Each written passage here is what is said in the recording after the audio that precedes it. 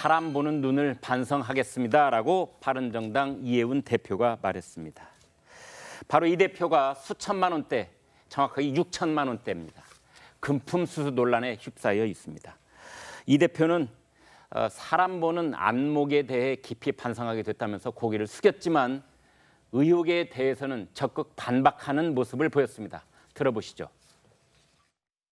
빌리기도 하고 갚기도 하고 그래서 중간쯤에 또 다 이제 갚고 갚은 후에 또 빌리기도 하고 청탁이 있었다든지 어떤 대가라든지 그런 얘기에 돈이 전혀 아니었다라는 말씀을 확실히 드리고요.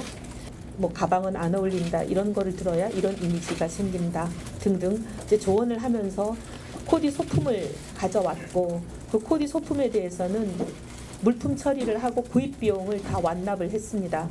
저의 그 사람 보는 눈에 대해서 많이 반성하고 있습니다. 옛날에는 그랬습니다. 부러워하면 진다.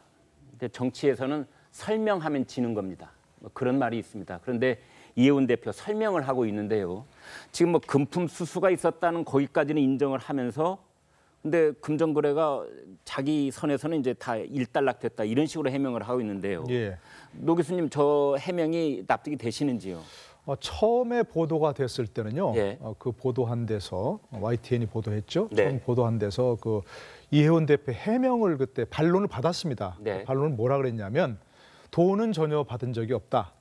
명품은 받았지만 나중에 돌려줬다. 예. 그렇게 처음 해명이 그 나왔거든요. 명품도 코디용품이라고 그랬었죠. 예. 받았고 그걸 돌려줬다는 그렇게 네. 해명이 나왔었습니다. 네. 근데 지금 이제 다시 기자회견을 하면서 이가 돈은 오간 적이 있다는 얘기입니다. 돈이 오고 갔다. 예, 돈이 오간 건 분명히 있다는 것이고요.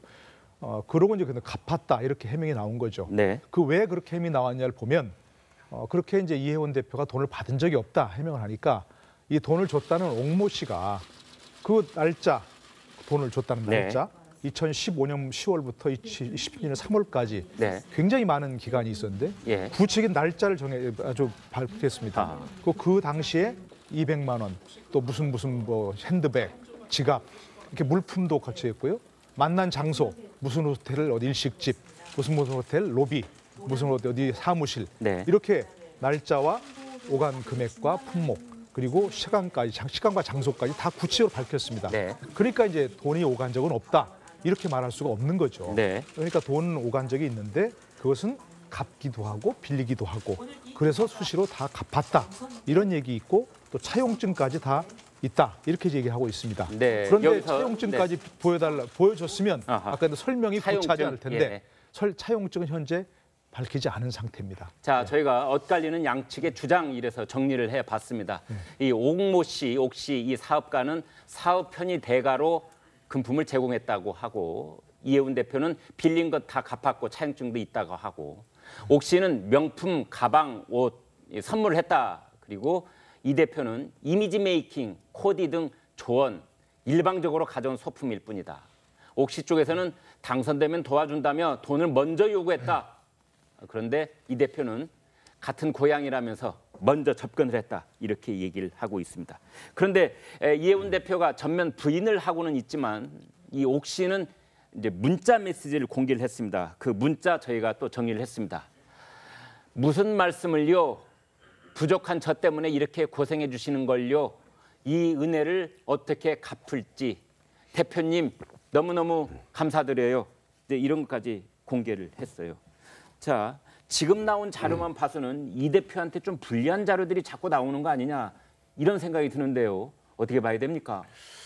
그러니까 이거는 이제 앞으로 이제 조사 검찰에서 수사를 할 걸로 보이기 때문에 그 이제 어떤 팩트를 전제로 해서 말씀드리기는 굉장히 조심스러운 부분들이 있어요. 네. 근데 지금까지 양쪽의 얘기를에서 오는 느낌들이 있지 않습니까? 네. 이해운 대표 쪽에 좀 그 좋은 상황이 아니다 이렇게 느껴집니다. 예. 그러니까 제 이제 귀에 가장 먼저 걸렸던 거는 이겁니다. 그러니까 사람 보는 눈을 반성을 하게 된다.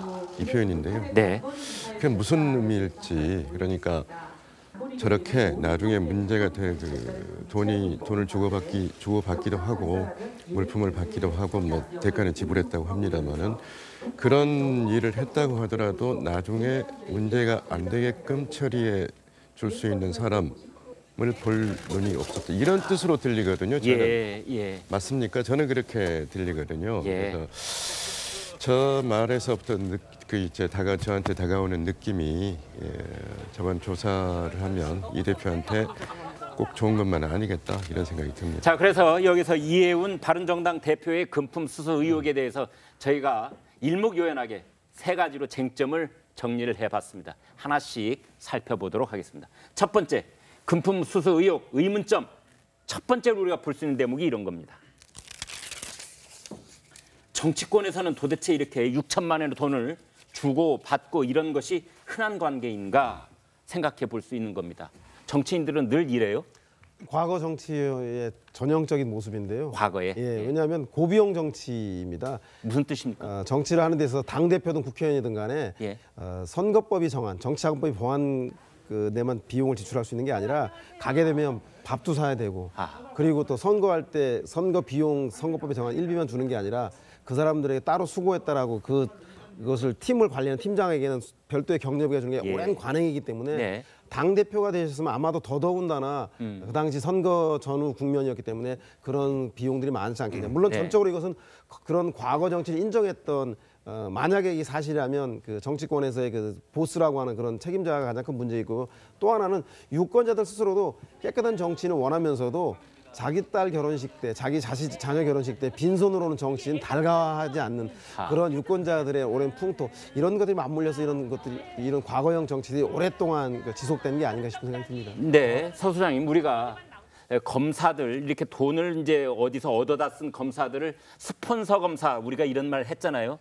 이 사람들, 이 옥모 씨도 일종의 스폰서였던 겁니까? 그렇죠. 정치권 내에서 일반적 스폰서는 2가지 형태가 있는데요. 네. 하나는 브로커형이라 그래서 예. 건을 가지고 와서 이 건을 성사시켜주면 대가를 지불하겠다라고 하는 건 바이 건을 하는 브로커형이 있고 그렇지 예. 않고 예. 좀 여력이 있는 기업형 브로커는 평상시에 대가 없이 투자를 합니다.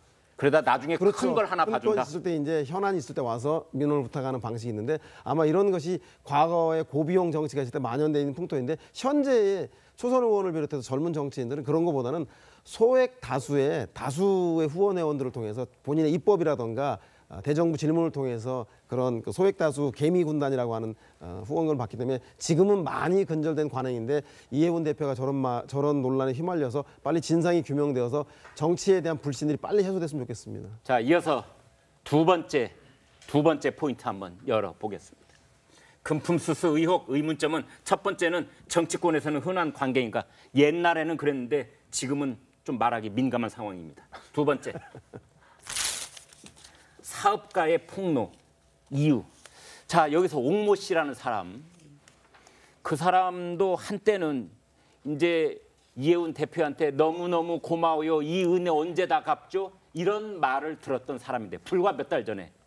그런데 왜 이제 법정에 서야 될지도 모르는 그런 원수 관계가 됐는가, 이런 점입니다. 왜 이런 일이 벌어지는 거죠? 왜 옥 씨는 등을 돌리는 겁니까? 옥 씨의 얘기를 들어봐야 됩니다. 지금까지 들어봐야죠. 드러난 너무나 당연한 말씀 드려 죄송한데. 아닙니다. 네, 옥 씨가 이제 지금까지 한 얘기들을 이제 그 단서들이 약간 있는데 네. 드러난 것은 그렇습니다. 이게 사업이 어려워졌다. 옥 씨의 사업이. 그래서 경제적인 어떤 사정이 어려워져서 그동안에 줬던 그 이제 돈이나 금품 이런 것들을 돌려달라고 지속적으로 요구를 했고 예. 이해운 대표 얘기에 따르면은 그보다 더한 것을 요구를 좀 한 걸로 좀 이해운 대표 쪽에서 얘기가 나오고 있거든요. 그러니까 어떤 민원을 이제 좀 들어달라 이렇게 가지고 왔다 이런 뜻으로 해석해도 되겠습니까? 민원은 일부는 뭐 들어준 걸로 보이지 않습니까? L 무슨 그 기업인 LC 뭐 등등 만나게 만나게 했다 뭐 해주고, 이렇게 예. 뭐 이런 게 있을 수가 그게 이제 상당히 큰 대가일 수는 있는 겁니다. 저런 것들이 예. 정치권에서는. 그런데 이제 지금 옥 씨가 왜 이런 폭로를 했느냐 이 부분이기 때문에. 네.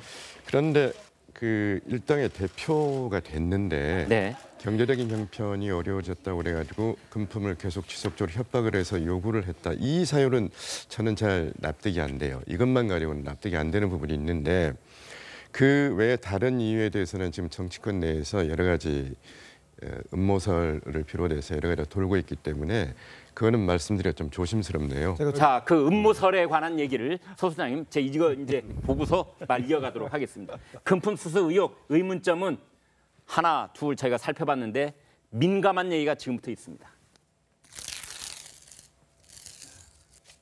왜 지금일까? 왜 지금일까? 정계 개편이니 뭐 보수 야당들의 통합이니 이런 얘기가 나오고 보수당의 당수들 말 한마디 조심스러운 이런 마당에 왜 지금 터져 나왔을까? 예, 일단 서 소장님. 네, 뭐 바른정당이 현재 그러니까 자유한국당과 통합이냐, 국민의당과 통합이냐, 아니면 자강론 원래 그 혼자 힘으로 그냥 커나가느냐. 바른정당의 그 독자적인 존재를 강화할까 이런 논란 속에서 아마 이해운 대표는 자강론, 당을 그 독자적으로 강화시키자고 하는 그 흐름이기 때문에 아마도 보수정당의 통합을 대해서 반대하고 있기 때문에 보수정당의 통합을 노리는 사람들이 뭔가 음모가 있는 게 아니냐 이런 설이 있는데 네. 저는 그것보다도 아마도 그 공격이 최선의 방어, 즉 이해운 대표가 이 옥시로부터 여러 차례 아마 괴롭힘을 당했을 것이다. 네. 따라서 이해운 대표가 그 사람에게 내가 법적으로 자꾸 이러면 법적으로 조치하겠다라고 선언을 하자 아마 옥시가 법적으로 끌려가기보다는 먼저 공세를 취함으로 인해서 주도권을 좀 밟겠다. 이런 것이 오히려 설득력 있지 않겠나 싶은 생각이 듭니다.